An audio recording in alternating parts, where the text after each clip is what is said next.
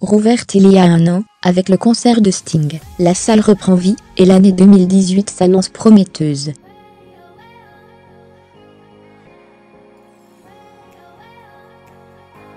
Selon l'un de ses directeurs, Jules Fruteau, elle fait face aujourd'hui aux problèmes que rencontrent toutes les enceintes parisiennes.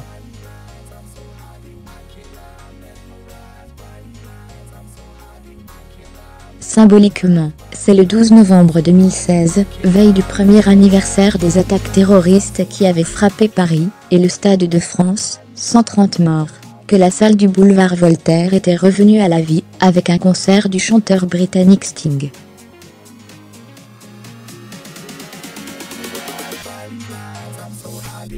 Un événement fort en émotion, qui les mois qui ont suivi la réouverture, ont été assez difficiles en termes de programmation.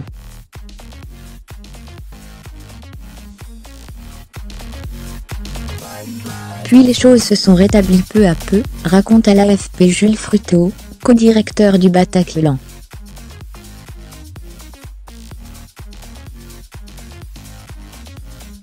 Une baisse de fréquentation de 20%, on a eu un nombre de spectacles au premier trimestre 2017, qui était très inférieur à un premier trimestre classique, précise-t-il, expliquant qu'un événement tel qu'un concert se décide 6, 9, 12 mois avant.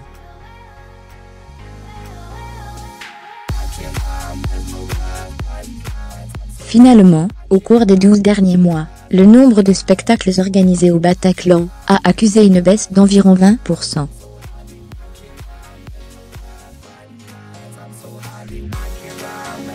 En revanche, le taux de remplissage, de 90%, est lui très satisfaisant.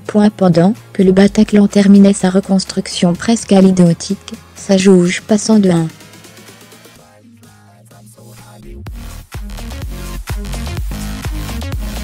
500 à 1.700 personnes, la concurrence, déjà forte avec la Cigale, l'Olympia et le Trianon, a grandi avec les réouvertures de l'Élysée-Montmartre et de la salle Pleyel en septembre 2016.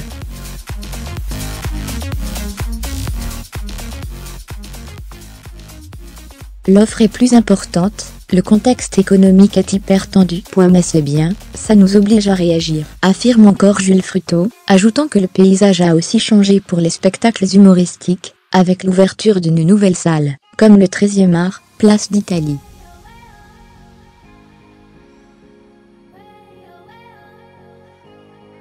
Du côté des artistes français, il constate qu'il n'y a plus de langue de bois. Si certains, comme Vianney ou Saé, ont vite manifesté leur envie d'y rejouer dans une démarche quasi militante, d'autres comme Francis Cabrel ont avoué qu'ils ne pourraient pas.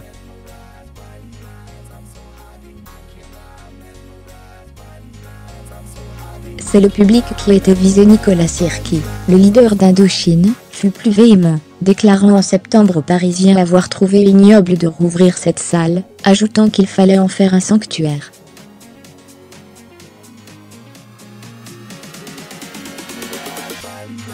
Je ne comprends pas comment un artiste peut dire ça, comment il peut dire qu'une salle doit être un mausolée, s'insurge le co-directeur du Bataclan.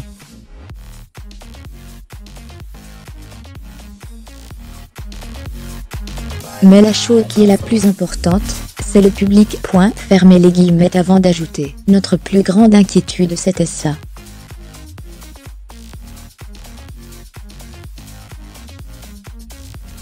C'est quand même lui qui était visé. Pas Zigloff, dit Mutal à l'affiche ce soir-là.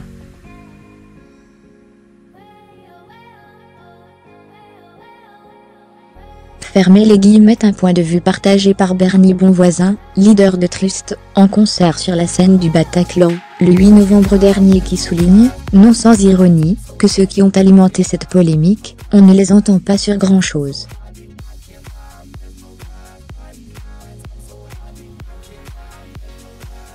On craignait un blocage. On voulait voir comment le public se comporterait, s'il se sentirait à l'aise.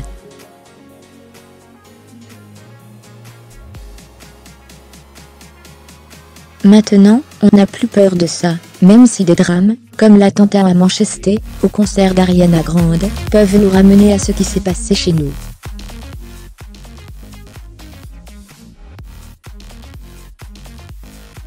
La tuerie du 13 novembre a fait 90 morts au Bataclan. Depuis sa réouverture, la protection policière est permanente autour de la salle.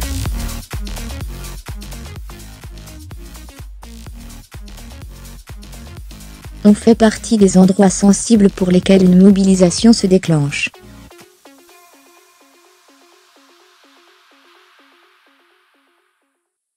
On a beaucoup parlé avec la police pour que son dispositif soit moins visible qu'au début, explique encore le codirecteur.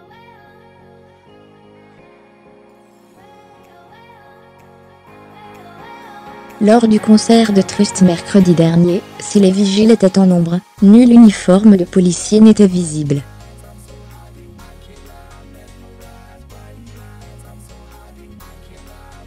Côté billetterie, le retour à la normale se confirme, puisque pour le premier trimestre 2018, une cinquantaine de spectacles sont programmés.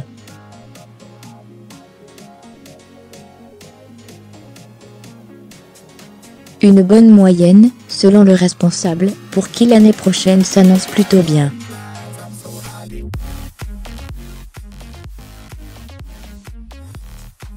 On est dans une phase qu'il nous tardait de retrouver.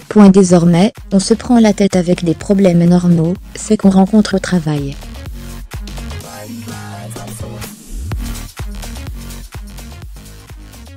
La vie quoi. C'est apaisant. Fermez les guillemets. Côté programmation pour ce début d'année 2018, de nombreux groupes de métal, Arch Enemy le 23 janvier, Machine le 24 mars, Trivium le 13 avril.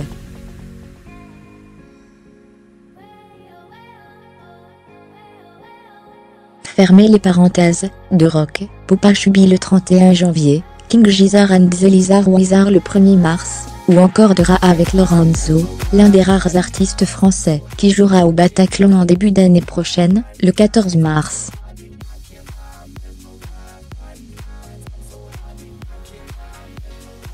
De ces 12 mois pleins de sentiments mêlés, jaillit un souvenir personnel. Au concert de Put Doherty, le 17 novembre, je me suis dit ça y est, la salle vient de renaître.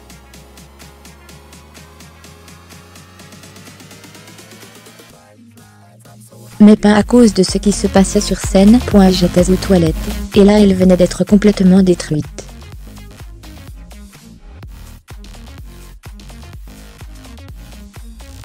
C'est bon, tout va bien. J'étais explosé de rire, là, tout seul. Quand t'as des dégâts comme ça, tu comprends vraiment que ça vit de nouveau.